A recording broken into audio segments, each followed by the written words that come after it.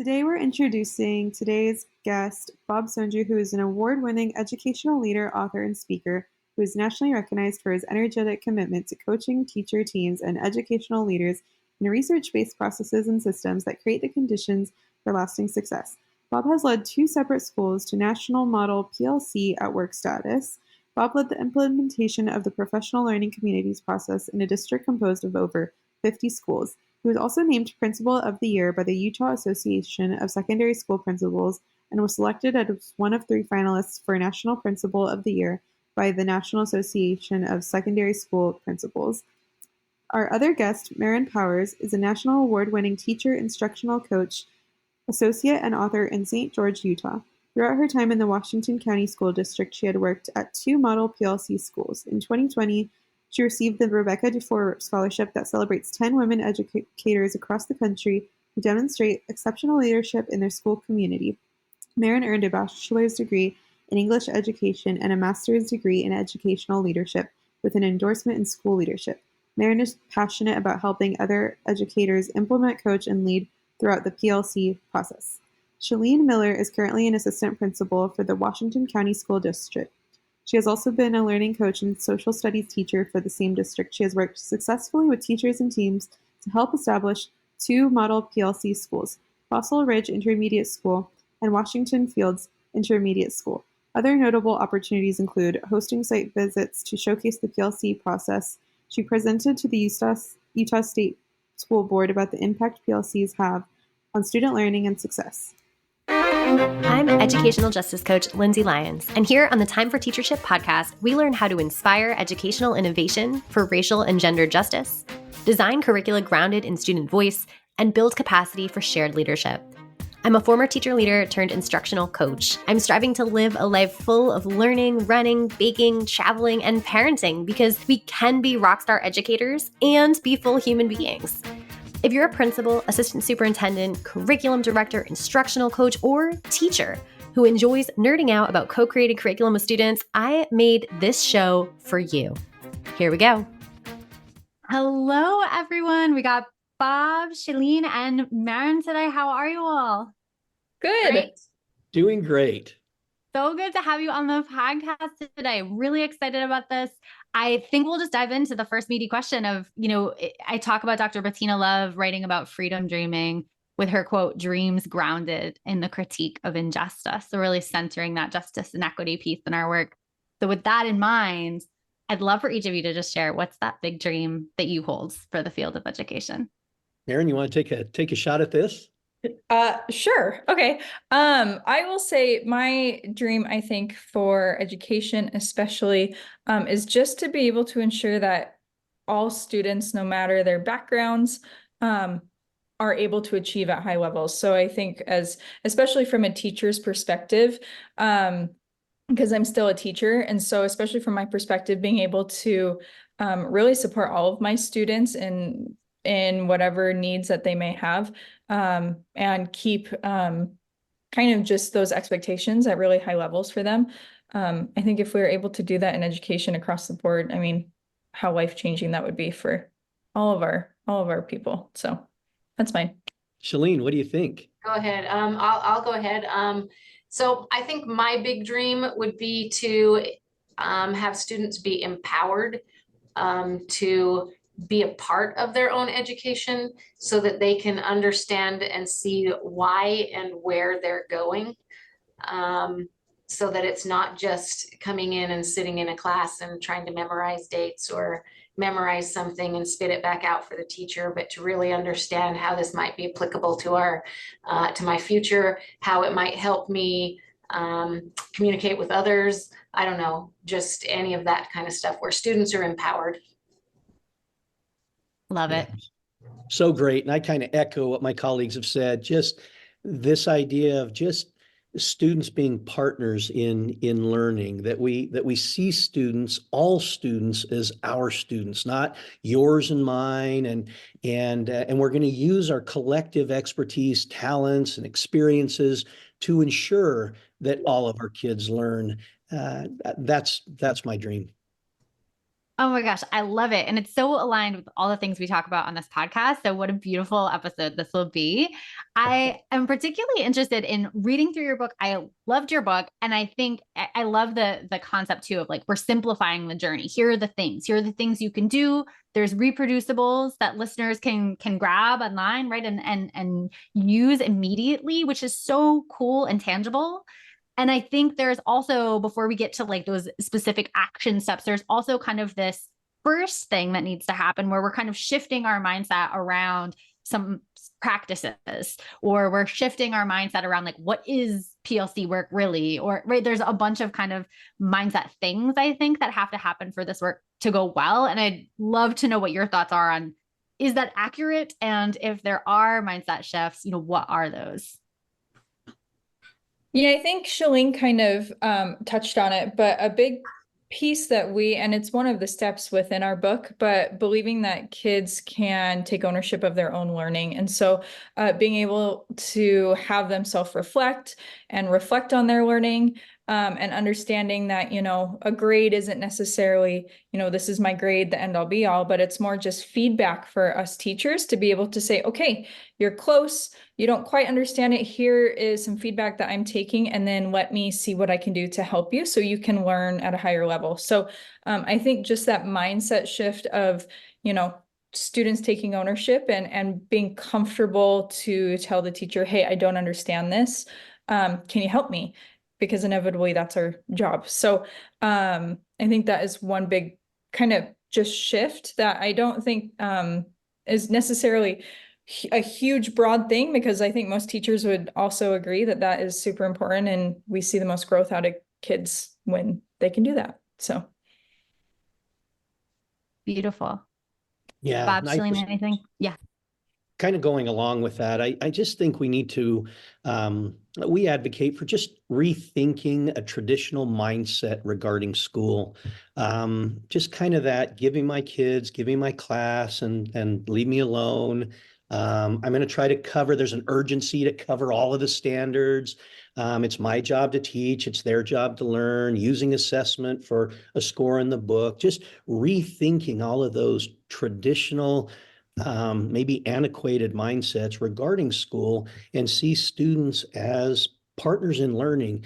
I love this idea, and we write about this, just students taking ownership in their learning, but that starts with the professional teachers and that team getting clear on what students have to learn. So, yeah.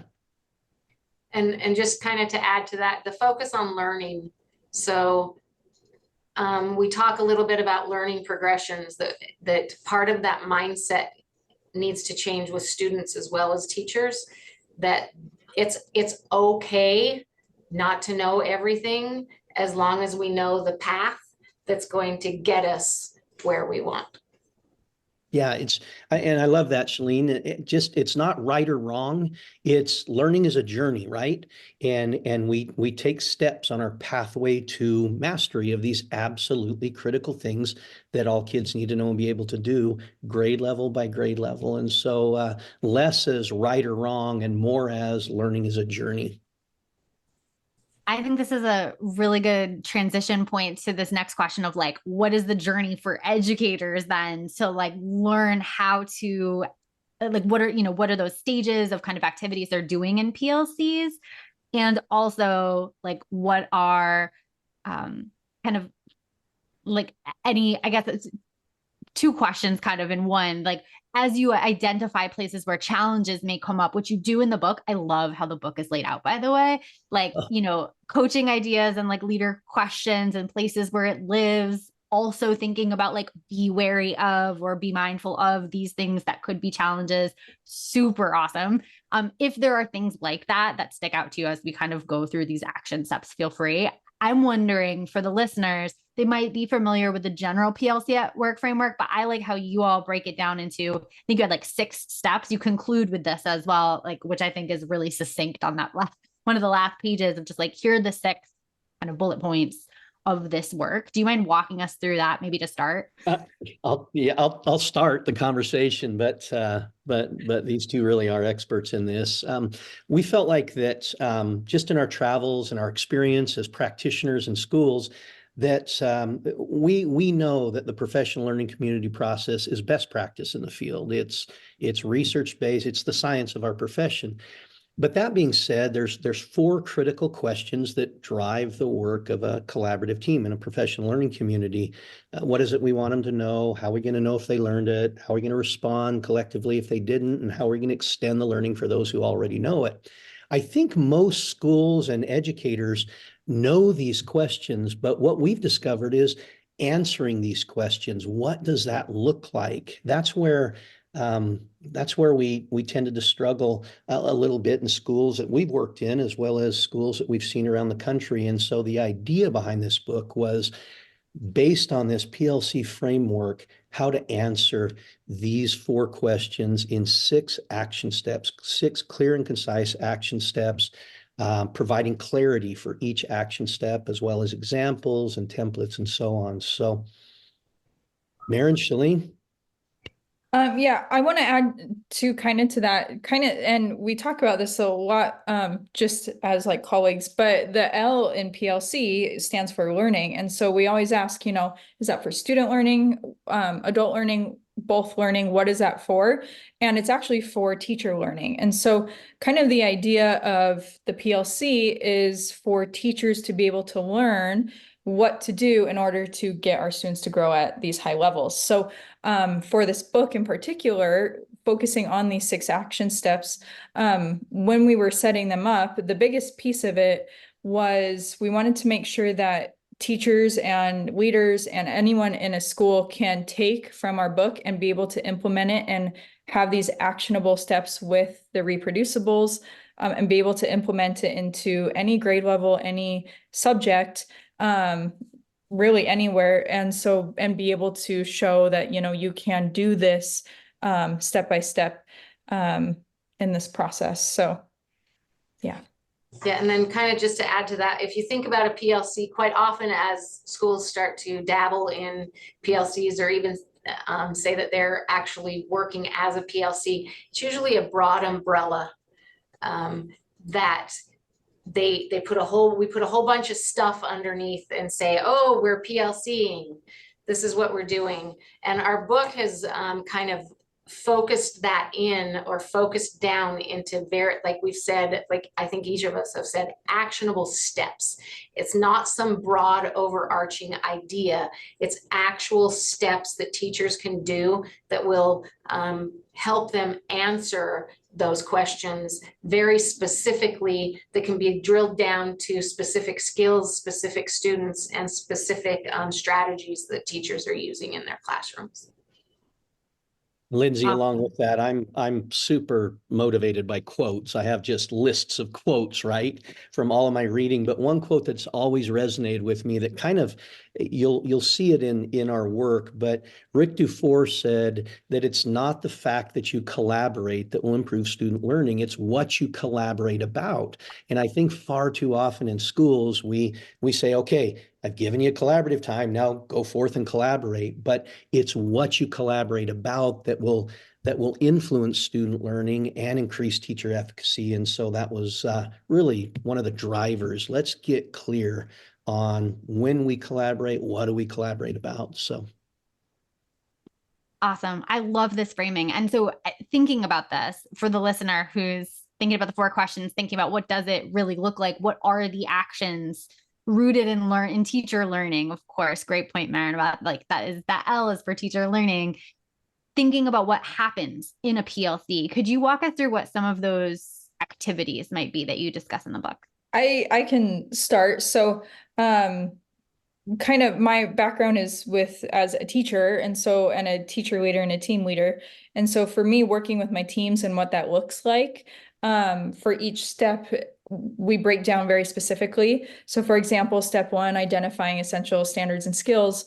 We have a way where you can break it down into what you think is essential, the like do or die essential standards versus, maybe the standards that aren't as essential. And we have a very specific way of doing it. And throughout the book, I want to point out that we also acknowledge that there are inevitably going to be people that maybe disagree on teams, different levels of understanding. We have veteran teachers and first-year teachers. And so being able to talk through and figure out how to get through each of these steps with a variety of individuals, we do try and kind of pinpoint in throughout the book. But different activities. So for example, like step 2 for gaining shared clarity, me and Sheline figured that this like works really well with teams who maybe disagree on what proficiency looks like for a standard. Talking about how, as a group, maybe you write down what proficiency looks like without talking at all, and being able to then come together and you can have an instructional coach come in and support you and put everyone's up on the board, and you might realize we actually are saying basically the same thing, maybe just a little bit different. And so coming together and being able to tighten that vocabulary and what the expectations are. So we go through each step and have very specific, here's exactly how you would work each step as a team lead or a principal or someone who's leading it out. That's one of the things I loved is there are very specific protocols, and that specific challenge of team dynamics, whether it's veteran new teacher or just like we have a lot of different opinions, those protocols directly address that challenge that I think a lot of folks are on, perhaps a team, whether it's really a PLC or in that broader umbrella that Sheline, you were talking about. I think there are those challenges. So I love that your protocols really address that directly and inherent to the activity. Yeah. Mm-hmm. Yeah, our first action step obviously is we got to get real clear on what kids have to know in this course, in this grade level. And so we're going to shift our focus away from trying to just cover everything and just ensure that students learn some high leverage things, grade level to grade level. That's not saying we're eliminating standards, but we're just kind of reallocating our time. So our first action step is just simply, let's get clear on identifying what those essential standards and skills are, but that's only a first step. And what we've seen is that's where a lot of schools will stop. We've identified them, and then we lit up the lamination machine and we laminated them, put them all over the walls of the school, and then nothing happens. That's because we haven't, our action step number 2, we haven't gained shared clarity and clearly defined what does mastery look like for that, so we know it when we see it. That's a critical step in this process. Once we're clear on that, that moves us right to action step 3. Students can become owners of their own learning because they can self-assess their work as compared to mastery work. And so it just kind of works. It just connects together. So, Sheline? Ditto. I was going to say, you guys have just said everything. So I was going to say something about student empowerment by knowing that, but it's very important. And both people have covered this, that we have to know what mastery looks like. Like there has to be something specific there. We have to know what that target is, and it needs to stay like right there. It needs to be where teachers know what it looks like, students know what it looks like. Something that hasn't been mentioned is maybe we've got some of those high-low examples. We're letting them know this is what success looks like. This is what it looks like if you make some of these common mistakes that we have seen. And so we can fix those mistakes before they ever occur or happen. And so I just think that that's part of what's really important. And then again, that allows us to be very specific about what our kids are missing and what they are not understanding. It doesn't become this general, well, you just didn't do well on your project. It becomes, you didn't do well on this, this, and this. You did well on this, this, this, and this. We just need to work on this. It's a much more positive outlook. Students feel success regardless where they are, even if they still have to work on something, they're still feeling that success and feel like they can continue to work on something and do it because they know what it looks like. That reminds me that I think one of the things that was really cool, two things actually, Bob, related to what you were saying, I think the lamination, like problematizing the lamination and just leaving it, it pushed my thinking when I read that you all talked about like rethinking, like revisiting, re-clarifying each year at the end of each unit even. And that was kind of mind blowing to me because I had never thought about doing that. I was like, oh, this is just kind of what it is. And maybe if there's something wrong, then you can go back and revise. So that is a really cool idea, I think, to keep it fresh, keep it relevant, and also speaks to the idea of student ownership and co-creation. If every time you get new sets of students, you get more and more feedback from the students about, does this make sense? Is this clear? We'll get more examples of the high-low, Sheline, to your point. And I love also that in the categories, you have the categories of proficiency as like one was supported. I had a teacher ask me that literally last week, like, what if they can do all the things, but it takes so much support? I'm like, right, that's just a level of proficiency. And then now you all have given me the language and the framework to be like, right, that's level 1 on the proficiency. That is exactly what that is. So thank you. And I want to add, kind of when you were talking about, we always have new students coming in every year. I also want to point out, we also have new teachers that come in every year.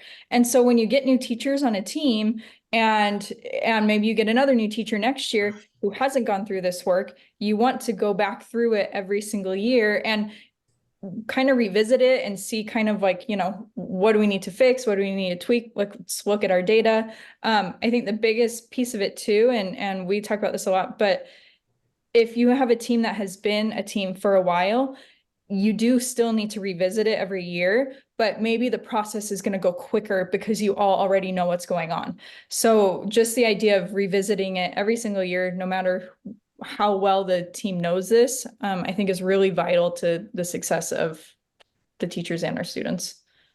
Absolutely. And then to piggyback off of that, the last part of each chapter is reflect to elicit change. And so every time we do something, we need to reflect on it. There's always going to be something that we, through our learning, and it might be as simple as, oh my gosh, I found an article that works better. Like that has like this one element that maybe we were missing. So it's not that we're asking you to like blow up your whole curriculum every time you do it. We're just asking you to look at that and tweak it and see what the issues were with kids, with teachers, with understanding, with CFAs, with alignment. And it just helps us as teachers become better at our profession. And that translates into higher student learning. Bob, were you going to say something too? Nope, I think that's great. Okay. One of the things I also, Sheline, your comment earlier about like, student ownership and self-assessment made me think about the checklist rubric. I don't know what you all called it. And I don't think it's maybe a reproducible, maybe just an example, but there was basically a rubric that you had turned into a checklist where at each kind of proficiency level, students could kind of check off where they were. And what I really loved, and that part was cool, but what I really loved was then there was the question. So it would be like, what's my next step? So if I self-assess at like a 3 out of 4, like I'm not at a 4. So what's my next step? And even at the level 4, you had like, okay, so how would you apply this to the real world? So there's always that next step built into the self-assessment. And I have never seen that. And it's so simple and so great. And thank you for that. I don't know if you have any thoughts on that or any thoughts on your favorite either examples from the book or reproducible templates from the book. I'd love to just hear what you think. So yeah, that you're describing, we just felt like we needed just a simple and doable framework for teachers and students to see learning as a continuum, not as right or wrong. And then we had conversations about what should it look like at each step. And so when we're clear on what mastery looks like, and then we can, as a team, sit down and say, okay, what's a student going to look like at each step of this learning journey?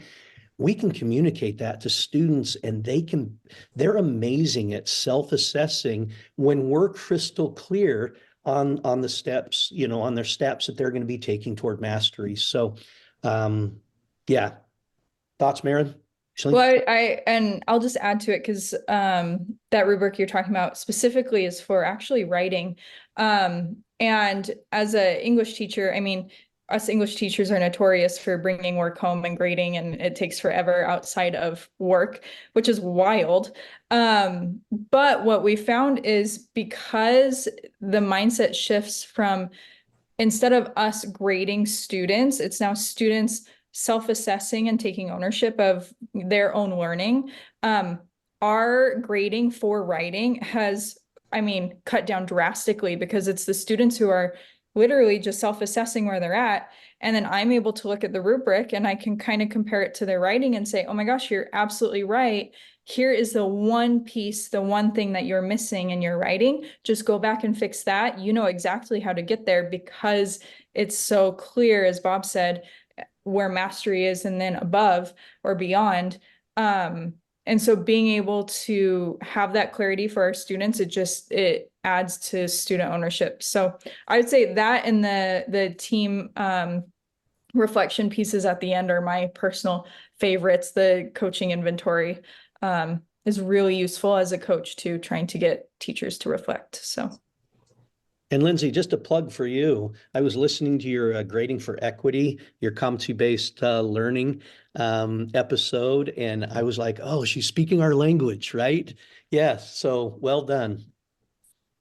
I absolutely wanted to have you all on, especially as I was reading the book and like, oh my gosh, yes, there's such alignment here. So thank you. This is amazing. So there's so much that I love. I'm trying to be succinct in my questions here. I think another big question that I have is think of maybe a challenge. It could be like a chapter of the book, because I think you, as I said, broke down what could challenges be in each section. And like, can you walk us through some of the leader coaching questions that you had for that specific challenge? Because I thought those were brilliant. It really, just for listeners who have not yet read the book, they basically break down, right? Like, here's a potential thing that could happen. And with a particular scenario, which also great scenarios, very real. I've seen most versions of them.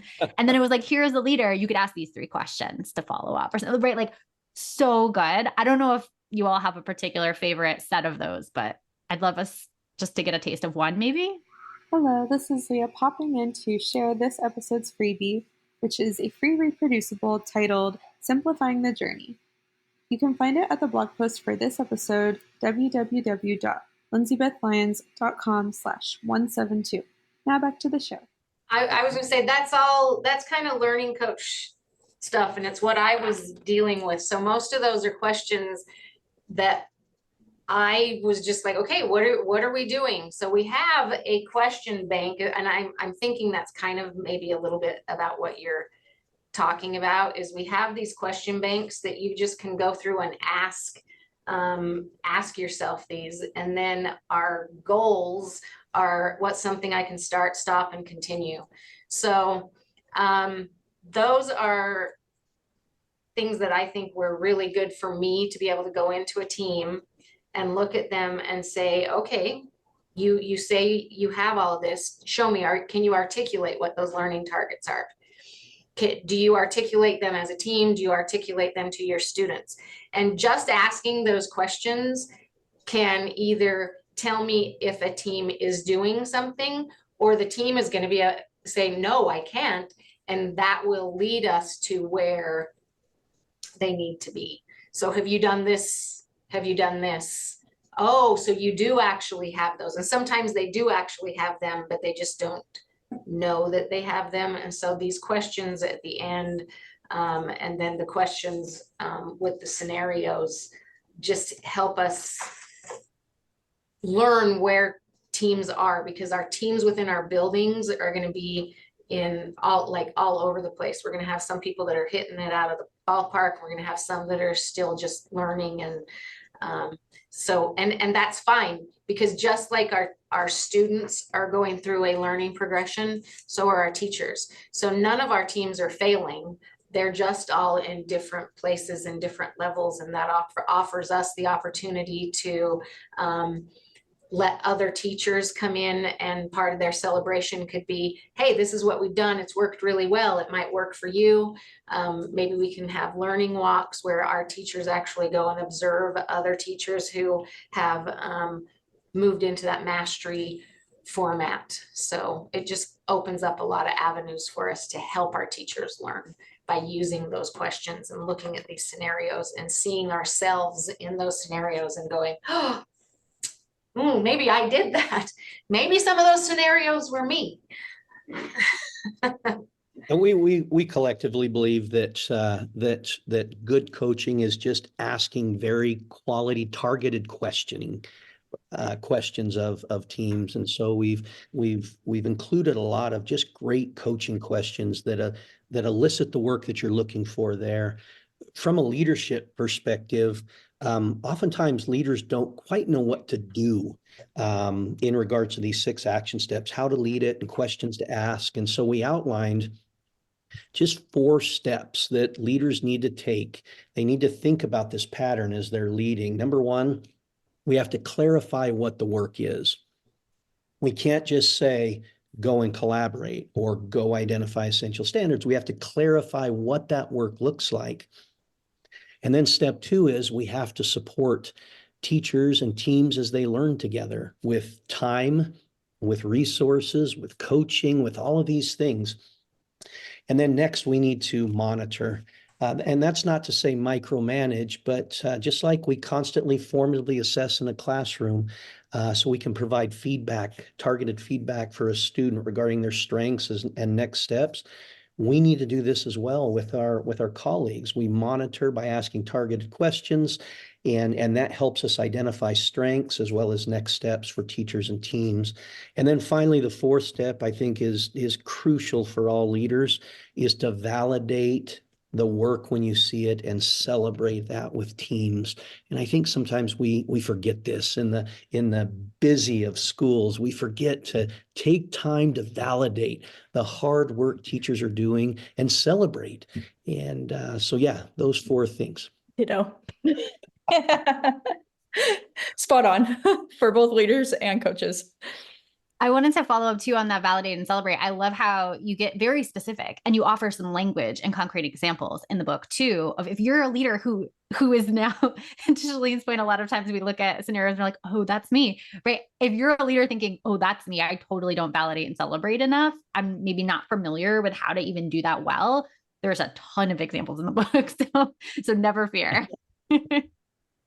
One of the things I also was thinking about as a challenge I've heard a lot with, organizations that I coach, like, networks, districts, school level, or just folks in general who are listening to the podcast, like, well, I'm not sure about where this lives a lot of times, right? Like, we don't have the time built in currently to our schedules, or, how do we get PLCs like together at the same time? You all offer some different ideas in the book about this. Do you mind running down like a couple? Because I think identifying where it can happen or when during the day it can happen is a really helpful kind of starting point for leaders to get over that initial challenge and get into the work. Yeah, I can take a crack at it here and just share a couple of things that we've discovered. I think it's disingenuous of us as leaders in a building to talk about how important collaboration is and then not provide adequate time for teachers to collaborate, right? And so we offer a few ideas, just creative ideas that we've come up with, as well as what we've seen in other schools, but just creating common prep periods, finding flexible funding in budgets to purchase substitute teachers so teachers have the time to collaborate, just utilizing instructional aids to cover, just different ways that you create time for teachers to collaborate, I think is absolutely critical. But that's only the first step. Then we have to get crystal clear on when you have this collaboration time, what do you collaborate about? And in chapter 7, we just get real clear. Here's what you collaborate about. And essentially it's our 6 action steps, but there's questions There's questions that teams can ask as they plan their units of instruction, as they're in the middle of their unit, and then at the end, and they're reflecting on their unit, as well as evidence-based questions that leaders can ask of teams to monitor how they're doing. And so it's more than just creating the time. It's getting real clear on what happens during that time and then supporting teachers as they learn together. And I'll add to that too, what's nice about the reproducibles, because there's so many of them within the book, and there's very specific kind of like goals or targets that we want to get to for each action step, obviously. It makes it really clear for learning leaders, our principals, to be able to say, here's exactly what I want to see happen today. Are you getting through steps 1 and 2, just step 1? What is it you're working on? And then for teachers to be able to say, here's exactly what we worked on, and here's all the evidence to show kind of where we got to. It then creates a way to have dialogue between teachers and principals and to talk about, okay, what are our next steps? Where do we need to go from here? For principals, it's how else can I support you? Do you need more time? Or it looks like you guys are really on the right track, so different ways that kind of creates that dialogue back and forth between teachers, coaches, and principals, and knowing exactly where the support is needed within that collaboration time. Well said. Yeah. And within that framework, it also allows for those critical conversations to occur without the judgment or I'm the principal, you got to do this or whatever. It supplies that framework that we are able to look at and understand or see where our teachers are in the process, in their learning, so that we can offer them specific help that's not judgmental, but it is student learning focused. And I kind of want to add to what Sheline's saying too, because we are practitioners and we literally did this at our school. From my perspective as a teacher, when Bob, who was our principal, would come in and be like, where are you guys at? What are you doing? It made it so much easier to communicate to my boss. Here's exactly what I'm doing. Here's what we're doing as a team. Here's where we're going. And it made it to where it was just really easy to be able to talk to my boss rather than feeling like he's coming down hard on us, like, you have to do this and this. Instead, it was more of a conversation. And he held us accountable, but we were also able to reach those goals because we knew where they were. We could see the target. So boss Maren, sounds so harsh. How about colleague on a learning journey? You technically were our boss. He's our friend boss, though. He is. He's our colleague boss. I appreciate so much kind of that teacher perspective. One on like this accountability and the way that accountability happens actually is helpful to us as teachers, like versus threatening or imposing or whatever. Like that is, I think, a really helpful perspective for teachers and administrators to hear who might be listening. Like also, I wanted to throw back to what you were saying earlier about, it saves teachers or ELA teachers in your example time when students, right? There are like not just benefits for students, there are benefits for teachers in all of this work as well. And Sheline, to your point about really decreasing that judgment, I saw that show up a lot in your book when you were talking about how when we look at the data, it's about the data. And a leader, I really thought about this one, like a leader or a coach who's helping teachers look through the data, ask about what you are learning from the data versus giving the kudos, like your team is doing or your students are doing great, rah, rah, you, right? It's like, what are we learning? It's not about the individual teacher's success or failure. It is about the student learning at the heart of everything, which really, I imagine, takes a lot of pressure off of teachers as well, right? And so there's so many benefits to teachers in all of this, which is awesome.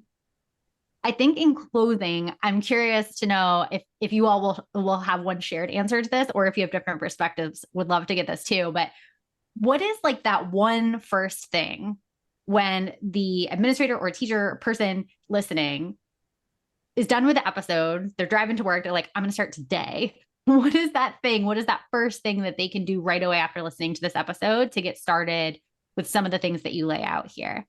I'll jump in. I think we bring it up in the book The most often missed step is step number 2, which is gaining shared clarity. So if I were to start with somebody, that's where I would go. I would look at, I think we're assuming that they have these essential standards and skills, and they're like, I'm on my way. But do you agree as a class? Is it going to look the same in teacher A, teacher B, and teacher C?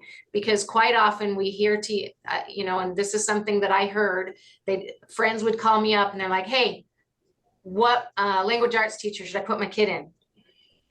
And I, at our school, would literally say, well, yes, I would say Maren, but I would literally say, you know what? You put your kid in any of my language arts classes, they're going to leave our school with the same knowledge base, because our teachers are aligned and they understand what mastery looks like. And so you're going to get the same education regardless of teacher. So that is the one skill. And I think Maren would agree with me. I don't know if she can jump in here. And I think Bob might agree. I don't know, but that's the one thing that I think we find is missing, that causes a lot of angst with teachers, because they just aren't aligned together with what mastery looks like. So it looks different, even though they've talked about what's essential and they've even talked about it, but then they go to their classes and all of a sudden this person emphasizes this and this person emphasizes something else. And then we all take our CFA and they're all different, because we've never come to what shared clarity is, what mastery looks like and what it means. And we're not on the same page. And I think, and I agree, and kind of adding on to Sheline too, even just the word clarity, whether it's clarity on mastery, clarity on expectations, clarity on collaboration. I think that clarity piece from principals, from instructional coaches, from team leaders, is vital in this process and just in PLC in general. So starting off with getting really clear as a leader, especially if I'm a principal or a team lead that's driving home, after listening to this, getting really clear on what I want to do with my teams, where we want to go, and then how I'm going to get there, which I think, at least in our book, through these steps, that's how you are going to get there. But that clarity is just so important. Yeah, and I would say, gosh, as educators, you're doing good work, but we're bombarded just the sheer number of initiatives and shiny things that we have thrown at us every year, that sometimes we build up this defense to what Doug Reeves calls initiative fatigue. We just are like, oh, what's the latest flavor of the month? And so if I could share anything, it would be just this. There's a lot of great things in education, a lot of things that are wonderful, but let's simplify and focus on some things, some research-based, high leverage strategies that we know make a difference in student learning and in teacher efficacy. And then let's just get really good at those things. And that's really at the heart of our book. These 6 action steps are just, they're simple, and doable. They're not easy, but simple and doable to move you forward in your learning. Amazing answers. I love all of those. And Sheline, I will hold on to the example you used to indicate yours. Like, whose class should my kid be in? Right? Like, whoa, that's a deep question. Like, thank you for that example. So this is going to be a little bit of a lightning round, I think, for each of you. So this question is just for fun. It could totally be unrelated to your job, to the book, to education in general, or it could be totally up to you. What is something that you have been learning about lately? We've been talking about learning a lot today. What have you been learning? I can't wait, Maren. Let's hear yours. Well, I have a newborn and a 2-year-old. I'm on maternity leave. So I am learning how to manage 2 small humans at the same time. So that is what I am learning at the current moment. That's a lot of learning. I actually called Maren and I said, "Hey, what are you reading right now?" And she's like, "I'm reading about dinosaurs and sharks And cars. and cars." There you go. Construction sites. Yep. All of those fun things. Sheline, what are you Oh, reading? I'm almost learning kind of the same things. I have a brand new little 3-week-old grandbaby. But really what I'm learning is I just moved from an intermediate school, 6th, 7th grade into high school. So I'm an administrator now in high school, and dealing with student behaviors and all sorts of stuff that has never been like my wheelhouse. So I think I'm having to learn how to still think I'm an effective person when lots of parents and students hate me.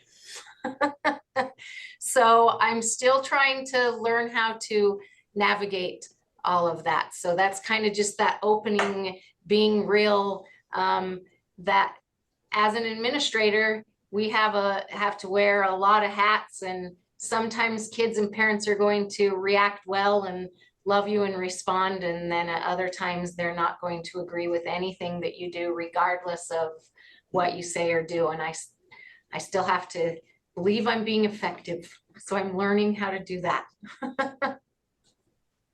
And Lindsay, for me, I was introduced to this term a few months ago, and it's really fascinated me. And so I've been doing a lot of reading and studying, but this idea of intellectual humility, and it's a term, it's really kind of cool if you check it out, but I think it's something that we're losing in the fabric of our society, right? But it's recognizing and owning that our own intellectual limitations, right? That our opinions, beliefs, viewpoints, they may be flawed. But there's research saying that we all believe that 90% of the decisions we make are the right decisions, right? And this intellectual humility idea is just being able to recognize that your opinions and your thoughts may be flawed, your beliefs may be flawed, and we need to continue to learn, listen to opposing opinions, and continually pursue understanding and truth, and be more compassionate with one another. So there's intellectual humility.